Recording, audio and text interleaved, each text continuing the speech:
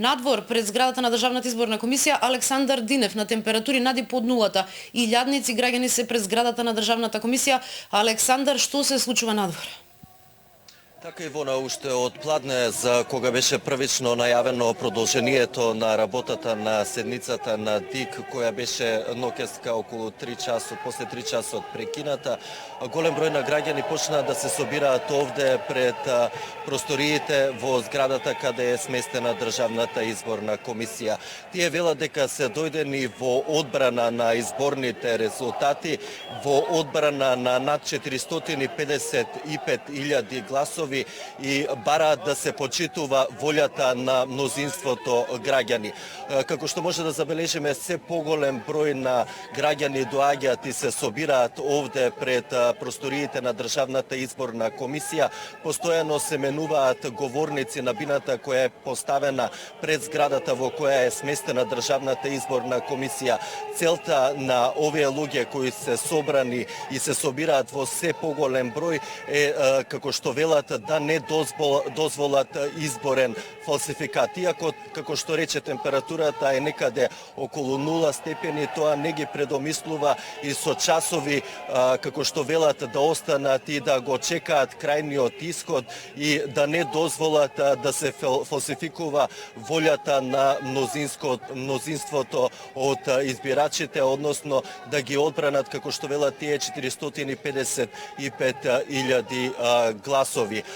Инаку до доцна во ноќта, некаде до 4 часот наутро, овдека имаше присутно илјадници луѓе кои за истата цел, дури синоќа кога температурата беше 10 степени под нулата, останаа неколку часа за да го слушнат крајниот исход на Државната изборна комисија и да негираат, на како што велат, да не се случи изборен фалсификат. Имаме дел од синокешната атмосфера од овде, од пред просториите на Државната изборна комисија. Тие се платени и избрани да работат според законот, а законот во оваа држава гласи дека суверен во оваа земја е македонскиот граѓанин и македонските граѓани со пола милион гласови за ВМРО, ДПМН и коалицијата за подобра Македонија застанаа зад платформата на напредна, стабилна и демократска Македонија. Победата е наша и наша и ќе остане. Нека не помислува никој дека ако трпевме 2,5 години, ќе ги трпиме и понатаму. Ние сакаме стабилност и сакаме победата да ни биде признаена, бидејќи е израз на волјата на народот.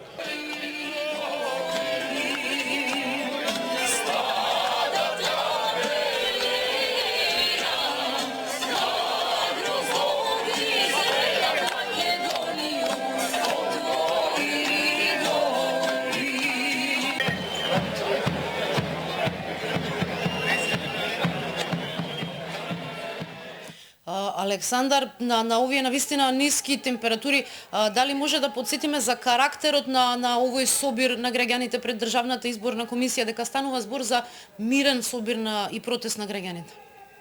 Така Ивона, тоа да го потенцираме дека навистина овој протест и собир на граѓаните навистина мирен, така беше и впрочем и цело време синоќа, значи постојано, како што споменавме, се менуваат говорници, дури синоќа, како што видовме од инсертите, можеше да се забележи и музика, имаше навистина позитивно расположение кај овие граѓани кои, како што велат во разговор со нив, се надеваат дека тоа расположение ќе им остане, бидејќи уште еднаш да потенцираме дека се дојдени тука со една единствена цел да не дозволат изборен фалсификат и, како што велат, дојдени се во одбрана на изборните резултати и бараат да се почитува волјата на мнозинството гласачи.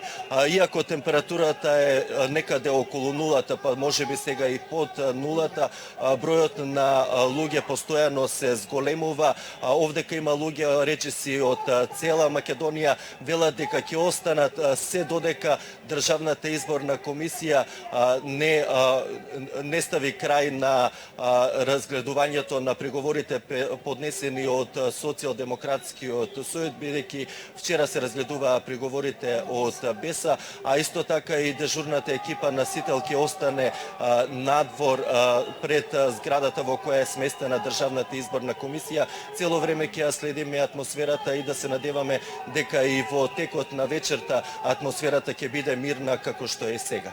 Александар Динев, во живо, доколку има нов развој на настаните, повторно се вклучуваме во ова издание на вестите. Јас ти благодарам за сега.